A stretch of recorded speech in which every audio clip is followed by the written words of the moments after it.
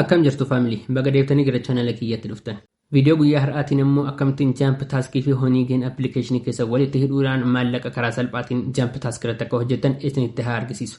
Obboleeyyii YouTube kanaaf haaraa taatan mallattoo subscribe jettu kana al tokko tuquudhaan akkasumallee bakka kanatti like kana al tokko tuquudhaan secondii xiqqoodha isinitti fudhata. Akkasumallee yaada yookiin comment qabdan immoo as jalatti na barreessuudhaan gaaffii barbaadan gaafachuu dandeessu. Amma kallattumaan gara viidiyootti isin haa dabarsu. Jump Task namoonni hin eegalle haga ammatti eegaluudhaaf Telegram irra linkii isaa isiniif kaa'een jira. Telegram keessan kiyyaa ta'e jettanii erga seentanii join gochuudhaan bakka kanaatti linkii isiniif kaa'een jira. Linkii ani isiniif kaa'e kana tuquudhaan seentanii galmaa'uu dandeessu. Akkamittiin akka galmootan Jump Task yeroo darbe viidiyoo isaa isiniif hojjedheen jira. Xumura viidiyoo kanarra isiniif hanan kaa'a. Akkamittiin Honeygen application illee akkamittiin akka eegaltan viidiyoo isaa isiniif hojjedheen jira. Lamaan isaa xumura viidiyoo kanarra isiniif nan kaa'a. Linkii sanaan seentanii ilaaluu dandeessu. Amma kallattumaan Honeygen application keenya seennee akkamittiin akka walitti connect gochuu dandeenyu kan isinitti argisiisu ta'a. Honeygen application keessan erga seentanii booddee haala kanaatiin isiniif dhufa. Erga haala kanaatiin isiniif dhufee booddee bakka kanaatti filannoo lamatu jira.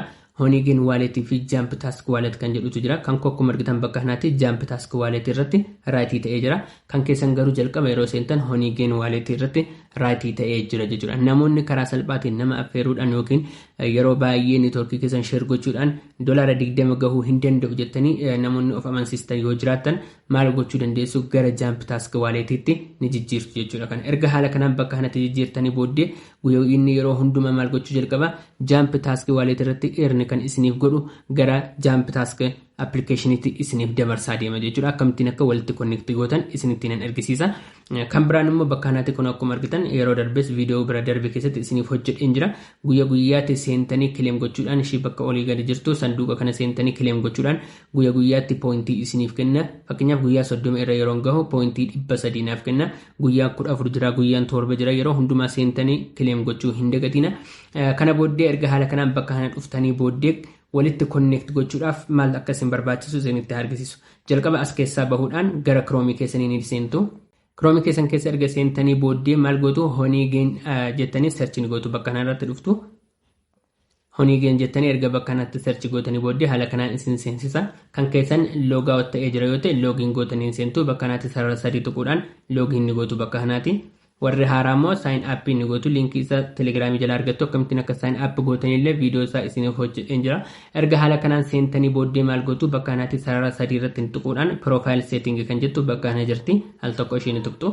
Kana booddee gara gadiitti dhufuudhaan Jump Task kan jettu bakka kana jirtu. Kun akkuma argitan walletii Jump Task keessanii bakka kanatti add itti gochuu dandeessu. Ani walletii lama add godheen jira. Walletiin kiyya inni dura blockii gatiin jala ta'eef walletii lammaffaa kunuunsa active jedhu kana add itti godhee jijjiiruu yoo barbaade maal godha bakka kanatti change kan jedhu tuquudhaan ishii kana irraa haqeen kan biraa add itti godha. Isinis bakka kanatti Jump Task account ID keessan fiddanii itti guutuu dandeessu. Jump Task account ID keessan eessa argattu Jump Task application ni dhuftu. Jump Task kan jedhu kunuun jira application isaa keessa ni seentu. Namoonni akkamittiin Jump Task akka galmootan hin beekne viidiyoo isaa isiniif hojjedheen jira jedheera. Isa seentanii ilaaluu dandeessu. Kana booddee earning kan jedhu bakka kana jira al tokko ni dhuftu. Erga dhuftanii booddee my account kan jettu bakka kana jirti. My account ID kan jettu jirti. Ishii bakka kanaatti tuquudhaan copy ni godhattu. Sana booddee erga copy godhatanii dhuftanii booddee bakka kanarratti kan keessan qullaa waan ta'uuf al tokko bakka kanatti maal gootu paste ni gootu jechuudha. Isa copy godhatan sana booddee add the account ni jettu. Kana booddee maal ta'a accounting keessan add isiniif ta'a jechuudha. Ani duraan add waan hin godhee jiruuf add gochuun hin barbaachisu.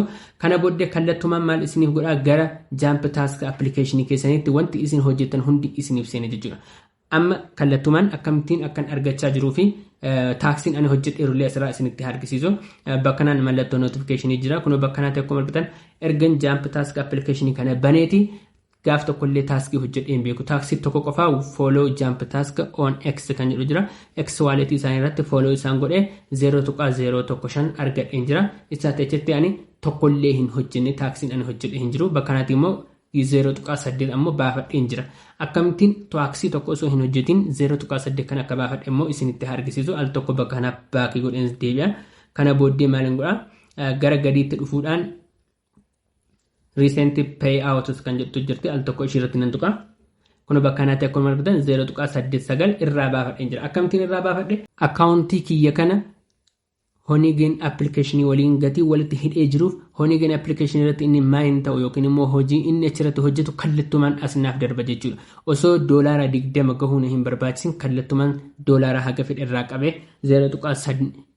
0.5 jump task irraa qabeen baafachuu nan danda'a jechuudha. Kana booddee duubatti ni deebina al tokko ishiin kun bakka kanatti kun akkuma argitan 0.8 irra gaheen jira. 0.8 sana baafachuudhaaf maaliin godha bakka kanatti pay out kan jettu ni jirti. Ergan pay out kana irratti tuqee booddee filannoo lamatu jira. Binance Smart Chain fi Kelo kan jedhu bakka kana jira. Kana lamaan keessaa kan barbaaden irratti baafachuu ni dandeessu. Baafachuun dura garuu wallet keessan connect gochuu gatii qabdaniif wallet keessan ammoo Trust wallet download gochuudhaan yookiin MetaMask download gochuudhaan connect irratti gochuu dandeessu. Akkaataatti connect gootan namoonni isiniif hin galle yoo jiraate comment jalatti naaf barreessaa isinittiin argisiisa. Kana booddee maal gootu bakka kanatti pay out kan jettu jirti al tokko ishii irratti ni tuqxu jechuudha. Kana booddee bakka kanatti yeroo dhuftan recent pay out kan jedhu keessa yeroo seennu haala kanaatiin dhufa. Yeroo jalqaba isin withdraw gootan guyyaa 2 guyyaa 3 isinitti fudhachuu danda'a. Sa'aatii 24 ol irree fudhachuu danda'a. Garuu amma yeroo ani withdraw godhe daqiiqaa tokko osoo hin turin yookiin immoo sekondii tokko osoo hin turin kallattumaan akkan ani withdraw godheen naaf seenee jira. Seeneen ammoo Trust wallet kiyya irraatii naaf akka inni argameef hin argamne waliin cheekii kan goonu ta'a. Trust wallet keessan erga seentanii booddee piinii keessan yookiin immoo paaswordii keessan galchuudhaan ni seentu. Haala kanaan erga seennee booddee bakka kanatti jump taskiin ani qabu kun bakka kanatti cheekii gochuu ni dandeessu. 0.89 jedha. 0.89 isan ani dura qabudha. Amma refresh godheen meeqa akkana ta'u waliin cheekii goona.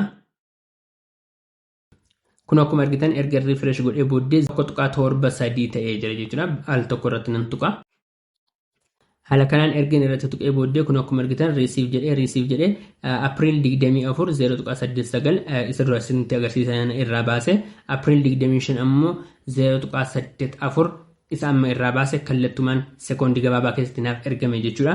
Haala kanaatiin isinis connect walitti gochuudhaan jump task wallet keessanii fi Honeygen application keessan connect walitti gochuudhaan kallattumaan guyyaa guyyaatti haga barbaadan baafachuu dandeessu.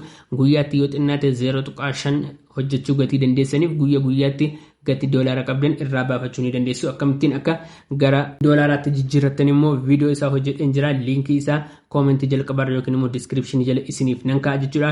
Viidiyoon kun yoo isinitti toleerate laayikii gochuu hin dagatina. Viidiyoo kana keessatti immoo wanti isiniif hin galle yoo jiraate gaaffii keessan koomentii jalatti na gaafadhaa isiniif hin deebisa. Viidiyoo biraatiin hamma walitti deebinutti nagaan naaf tura. Goodbye.